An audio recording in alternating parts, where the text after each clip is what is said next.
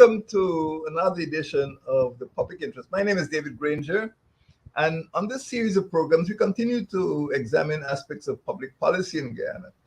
And today's topic is land.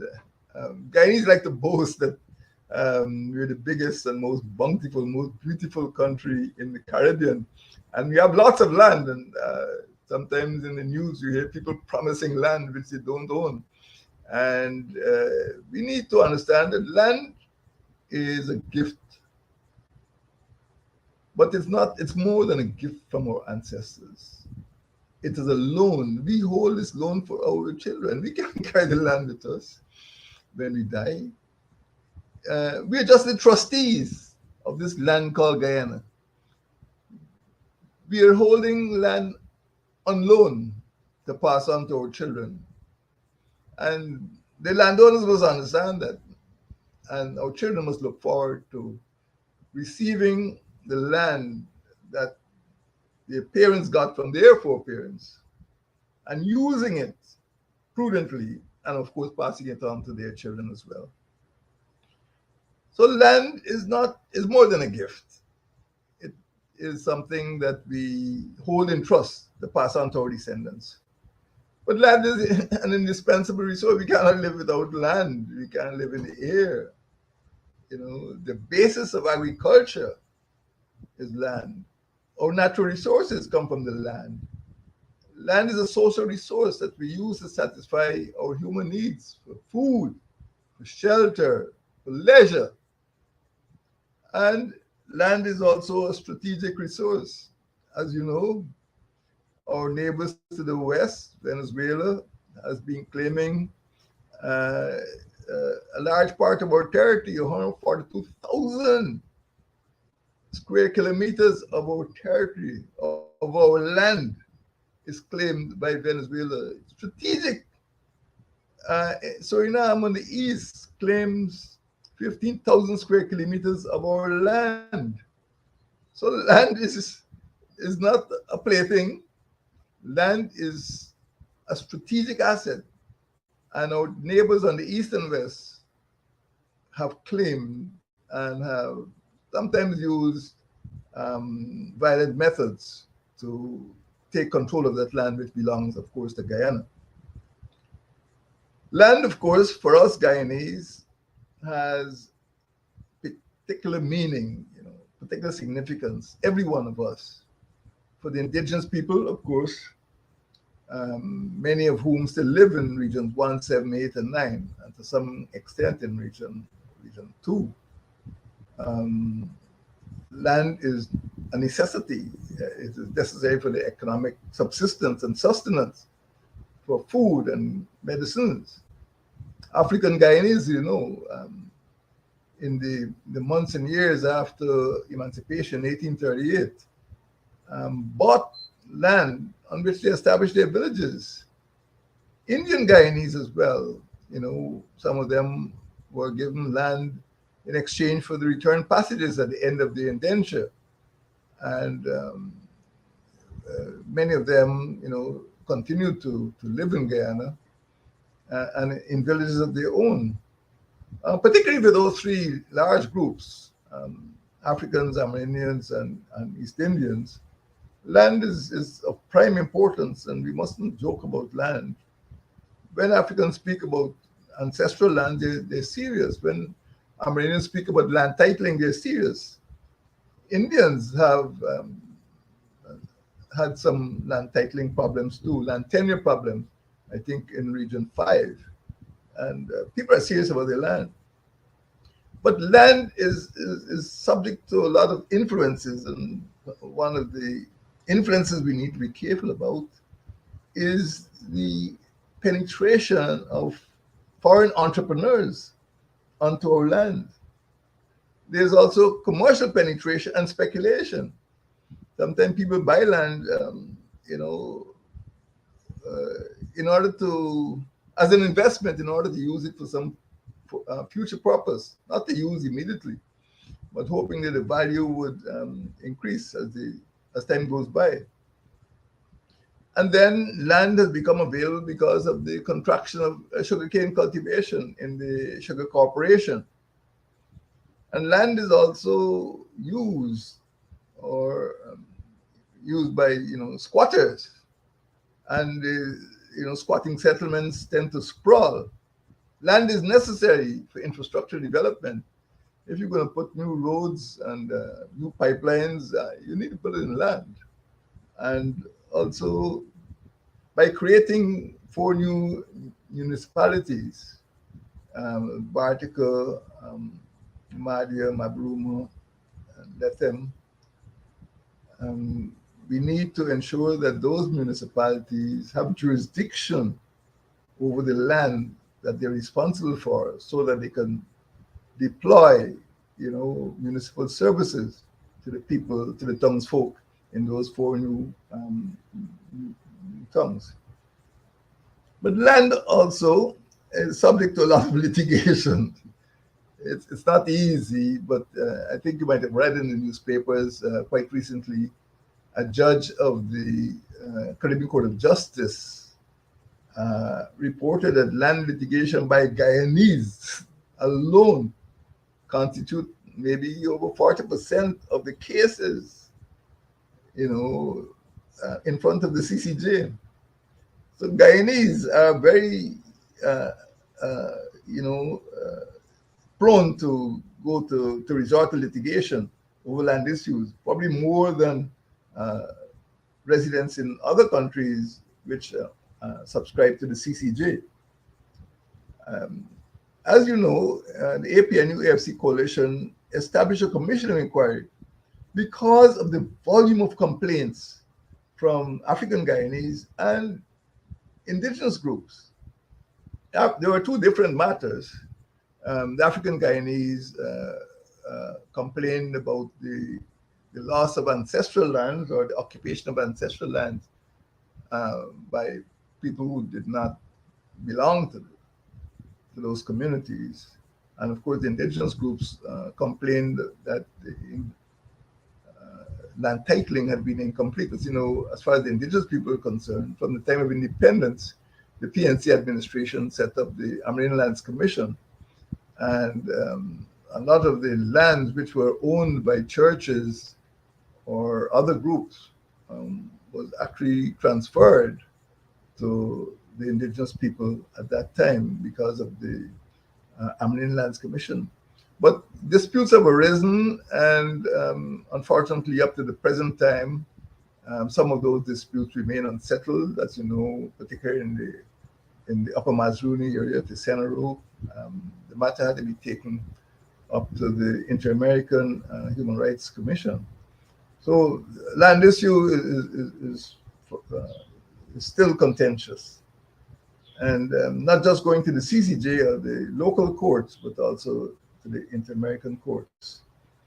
And as you may recall, perhaps late in my tenure of office, I announced the establishment of a State Lands Resettlement Commission.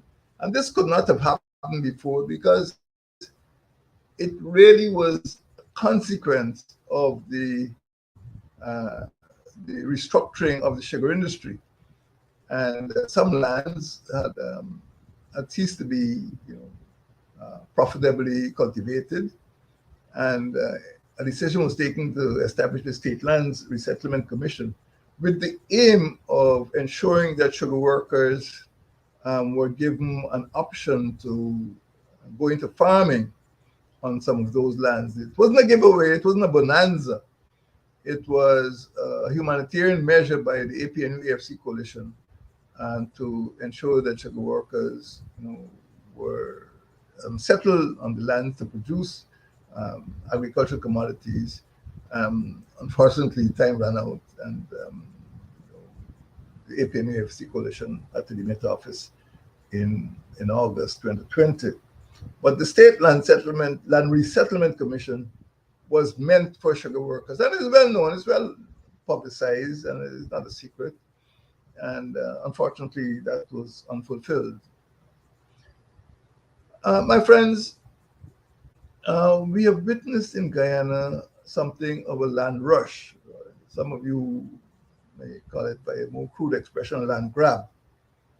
And Land is important because it has the potential for food security. Well, of course, you can't produce food without land. And although we talk about abundant land in Guyana, we have suitable climate, we have abundant water resources, particularly from our rivers, our soils, and they're not the same throughout the country, but some of the soils are good for agricultural purposes. And the topography is good, not just the pedology, the quality of the soil, but the topography is good for cultivation. These are important characteristics when you think about large scale and long term agricultural production. But the land, of course, is not the same. It varies throughout the country. Um, as you know, we have the coastlands, we have the grasslands, we have highlands in the particularly in Region 8. We have islands in the estuary of the Essequibo River. We have wetlands. Some people disparagingly, have little use for swamp, but the wetlands are very important. That's where our national bird comes from, the kanji pheasant. It doesn't live in the savannas, it lives in the swamps. It's a swamp bird.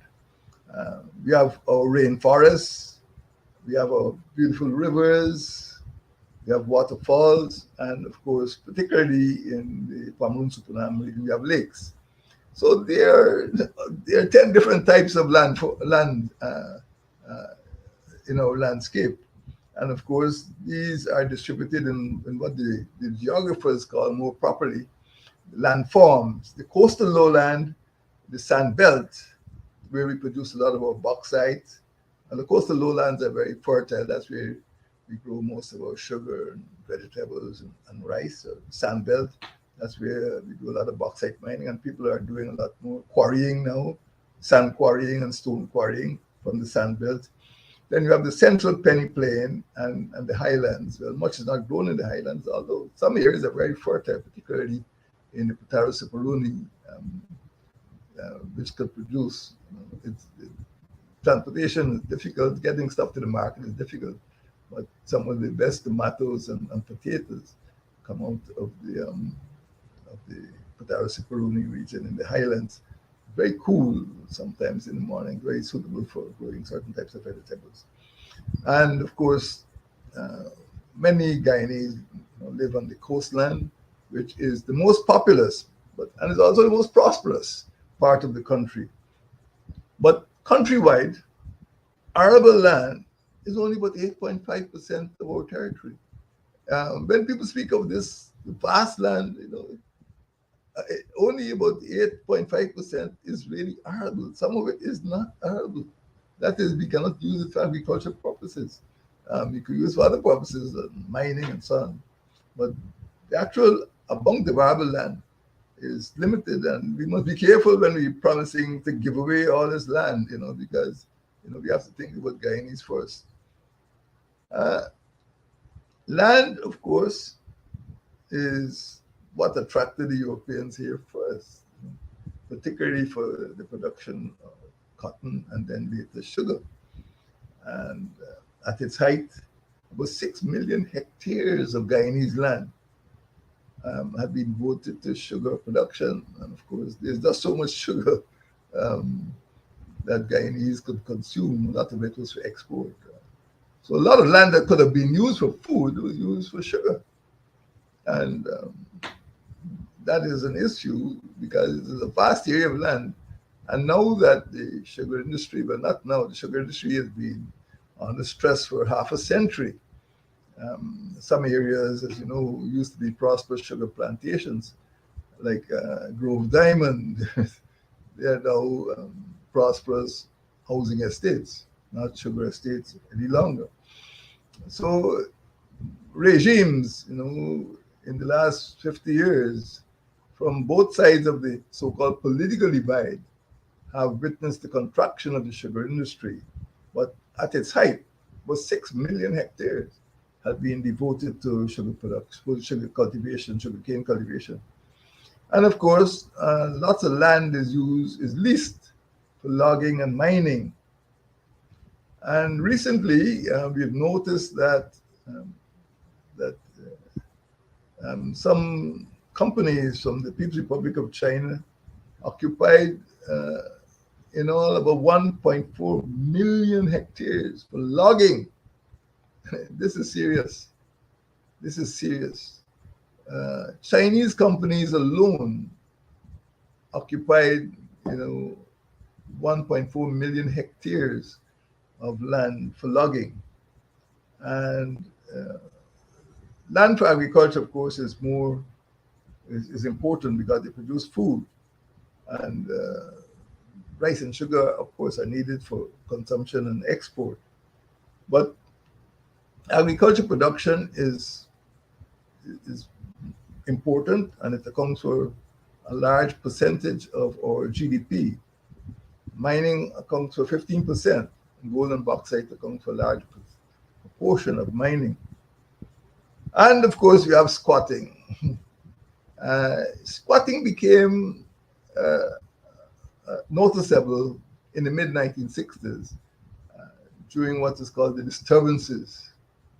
And many people were driven from their homes by violence, and they were forced to squat in the period between 1962-64 during the PPP administration. And at present, there are about 180 squatter settlements and 200, but maybe a little less than 180 squatter settlements and about 231 informal settlements. And of course, as you know, alongside the highways, the Linden Suesdijk Highway, people have started to simply occupy lands, sometimes by squatting and sometimes, to build resorts and other purposes. But in reality, about 15% of our population still live in informal settlements. There are three types of informal settlements, as you know: slums, shanties, and squatter settlements. I don't want to get involved in the definition, but let's call them informal settlements. And when you have 15% of your population living in informal settlements, it is clear that housing must be a central focus of any administration. Over 110,000 people live in informal settlements, which means that they are not served by the public utilities, electricity, telephone, and of course pure water supply, and of course roadways. So we still have a long way to go to provide a high quality of life to these people who are living in informal settlements. My friends, if you're going to consider land, we have to consider the problems of land abuse, or sometimes misuse, whatever we choose to call it. And farming, logging, and mining, yes, contribute to deforestation. And unfortunately, they damage the land. Well, I suppose if you're a farmer or a miner or a logger, you must say if you want to eat the omelet, you have to break the shell. Well, we need to break the shell, and we need to use our land prudently so that we have something to pass on to our children and grandchildren. The biggest damage, or the greatest damage to our land is by small miners. Unfortunately, they use techniques and technologies which have contributed to deforestation. About 90% of deforestation in the country is the handiwork of small-scale mining. Sometimes you see the big holes created by large-scale miners like OMI or by the bauxite companies. Small miners do a lot of damage themselves. To get to the bauxite and to get to the coal, they have to cut down the trees. And many of them are not called upon to do reforestation, that is to plant back the trees that they've cut down. When they've taken the gold or the bauxite or the sand, they just go on to something else, some other area, and they cut down more trees. And that is a dangerous practice. And eventually, unfortunately, some of the rivers are contaminated, are polluted, and many hinterland residents depend on the rivers. That is the main freshwater source. not wells, but rivers. And when those rivers are contaminated or polluted by indiscriminate farming, mining, and logging, um, they have a problem. Land degradation and deforestation also impair food security and sustainable livelihoods, and sometimes social stability. As you know, there are conflicts in the hinterland and elsewhere, not only conflicts that reach the CCG, but there are conflicts between miners and indigenous residents in the hinterland. And they're not violent conflicts, but both sides, resort to the courts, but sometimes the rulings have not been satisfactory. For many years, the rulings have not been satisfactory. And many people continue to pursue short term and short sighted uh, gains, greedy gains, I suppose, land grabbing. And we can see elsewhere there's unplanned urban sprawl and there's unsustainable agriculture, overconsumption, which leads to unsustainable land use. And that you know, contributes to land degradation and deforestation. And we need to have some form of authority which prevents the misuse of our land. And that is why our administration had created a Corps of Wardens, COW. I don't know whether the present administration has dismantled the Corps of Wardens, but that Corps of Wardens had a role to play in preventing the abuse of our land and in ensuring that the mines were safe. Every so often you hear about mine collapsing and miners being killed in the mine. Well, the Corps of Wardens was designed to enforce the law to protect life and also to ensure that our lands were not abused. Um, I don't know. I think the person in charge of the Corps of Wardens was removed. I don't know if the other person was trained to enforce law in the mining and logging areas, are still employed in the Corps of Wardens. But we need that Corps to enforce the law and to prevent social instability from boiling over, and sometimes this tends to happen, and to ensure that there are safe practices in our lands throughout the country. Uh, and land use has been controversial, and especially when you have miners operating close to indigenous communities. Sometimes the boundaries become a bit fuzzy, and the miners go onto the waterways or to the territory of the villages. And we need to think about technology.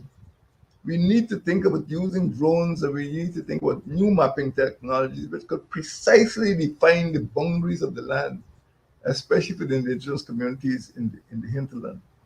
And whether they're large scale or medium scale miners, we need to prevent small miners from being ejected by the powerful, well connected big miners. We need also to look at the old companies like the bauxite company. We've been exporting bauxite for more than 100 years. But what happens when the bauxite is taken from the soil? You get mountains of overburden, which are infertile, they're barren. And sometimes they wash into the river and they could actually blockade small creeks and rivers. Uh, During the Second World War, particularly, when the United States wanted a lot of bauxite to make aluminum, to make airplanes, to win the war, Guyana's a major supplier. Guyana, Suriname were major suppliers of bauxite. And we have now been left with major environmental problems because of the holes that were dug by Reynolds and Alcan in that sand belt. We're very proud of the industries, but those companies depart. OMA has departed, leaving a huge hole in the ground. Now that the war is over, and now that there has been a decline in the demand for bauxite, Guyanese need to face up to the environmental problems that were caused. And we must confront the problems of damage to our land by logging and mining. These activities have had an impact on our rainforests, and they have had an impact on the habitats of our beautiful wildlife, which of course live in the rainforest. Our magnificent harpy eagle and our capybara, watras, our manatees, and of course our flora as well, the beautiful Victoria Regia lily. All these things depend on a healthy habitat. Uh, we therefore have to look as Guyanese to the question of the threats to land security. Land owned by the state is still about 84% of the total land, but our nationals only occupy about 12,000 square kilometers, or 5%, 5.6% of the land for forestry purposes. But the PRC nationals occupy 7,700 square kilometers, bigger than some Caribbean, some West Indian islands. 3% of our land is occupied by Chinese loggers, and that's a lot of land, 7,700 square kilometers. Indian nationals occupy 2,476 square kilometers, or 1% of our land. So Indians and Chinese control a huge portion of our hinterland. Other foreign nationals, other than the Chinese and Indians, occupy um, about 900 square kilometers of land concessions. So our land, as you see, is a very complex issue. It's not saying, oh, Guyana, beautiful land. We have to protect it. We have to preserve it. If we're to pass on to our children what we inherited. And we have to be careful that agricultural misuse, climate change, drainage, earthworks, excavation, and damage by animals, by fires. Sometimes you can look next door to Brazil and see what happens when they try to clear land, forest land. You have huge forest fires which grow to control and damage our plants. Um, and we must not allow that sort of thing to happen in our Guyanese territory.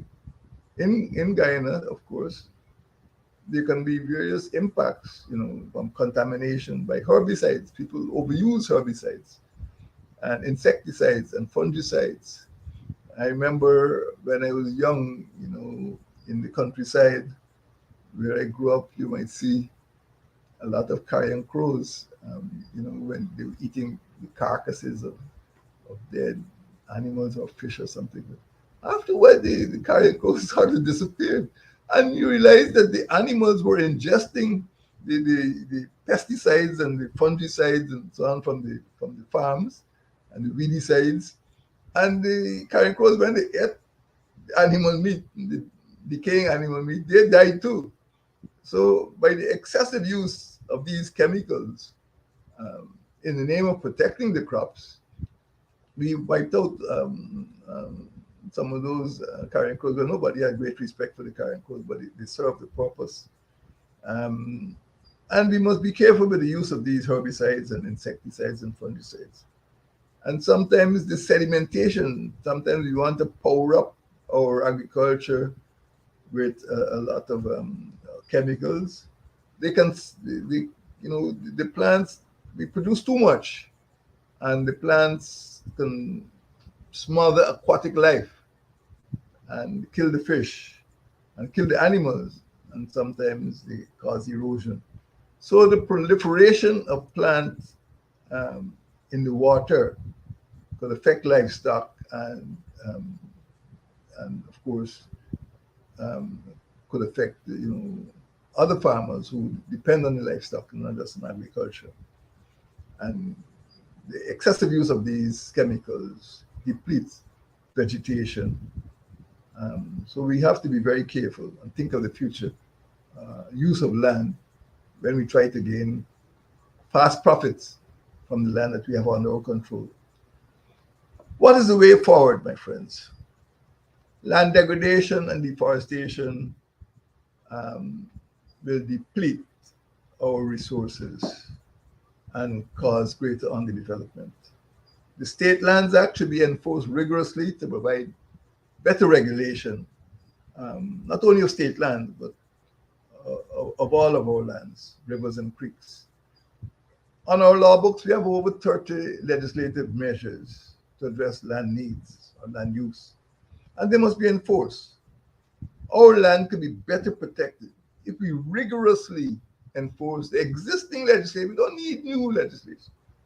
And we insist that miners and loggers and farmers, conduct reforestation to reclaim land which is damaged by their own economic activities.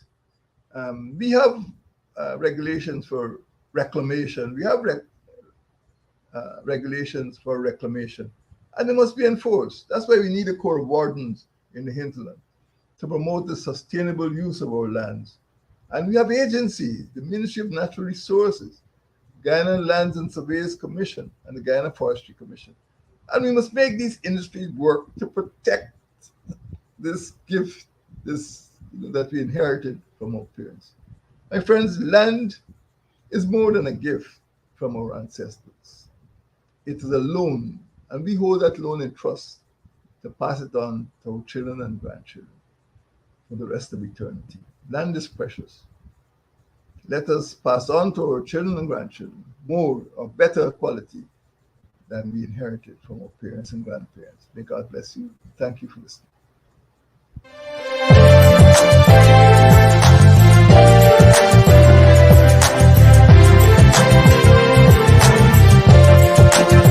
Let us cooperate for the younger. Let us cooperate for our land. Let us resolve to fight together. See we do it right together. Can we do it? Yes, we can. Each man must do his